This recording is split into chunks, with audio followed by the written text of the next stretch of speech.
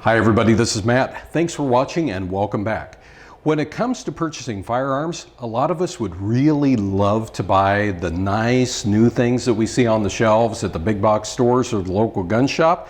But the fact of the matter is, truth hurts. The truth is, most of us don't have big wads of cash that we're sitting on, right? So instead of buying that new shiny thing, we will look at something used. And here's a very quick buyer's guide on a pump action 22 long rifle that you might see at, say, an auction or in a local gun shop. So what do I look for when it comes to purchasing something like this? First and foremost, I'm going to look at the overall condition of it, make sure that there's nothing that really jumps out at me condition-wise as far as excessive rust or cracked wood. So speaking of the wood furniture, I'm going to look very closely at this and make sure that we do not have any cracks in the wood whatsoever, and that everything locks up nice and tight the way that it should be. And this one's just fine. On my forearm here, this particular pump action has two screws. Small one that locks it in, and then you have your larger one. So we're going to make sure that those are there both on this side as well as this one, depending on what make and model you have, obviously.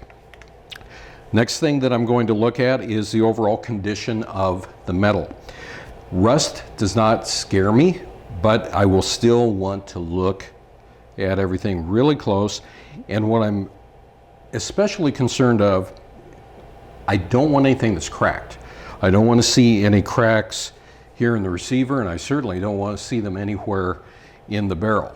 On a pump action, I also want to inspect my feeding tube and make sure that we do not have any dents, because truthfully, these things have gotten thrown around over their lifetime in the back end of cars, pickup trucks, you name it. They get banged around, and that's where they end up with the battle scars, let alone trudging around through the woods and briar patches and everything else.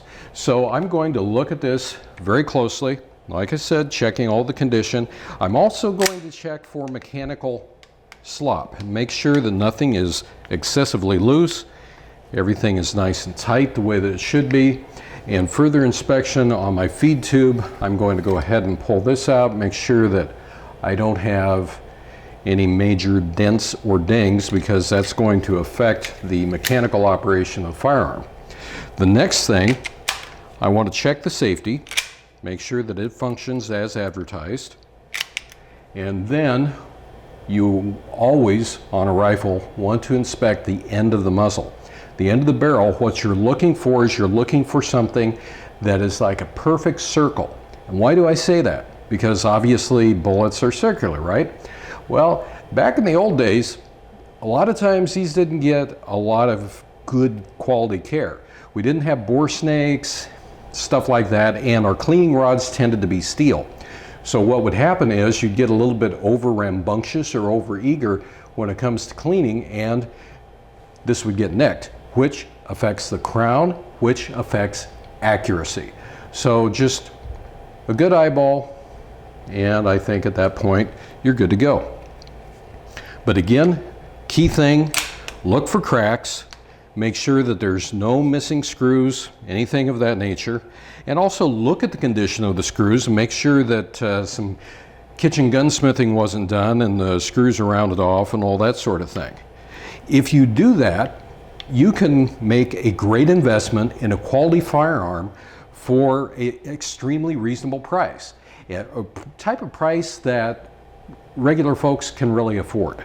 And that's what it's all about, is just looking at the condition, making sure that you have no questions about its functionality, and then simply go out, shoot it, and enjoy it, and take care of it. So that's my quick little buyer's guide for a pump action 22 LR, and until next time, everybody be safe and have a good one.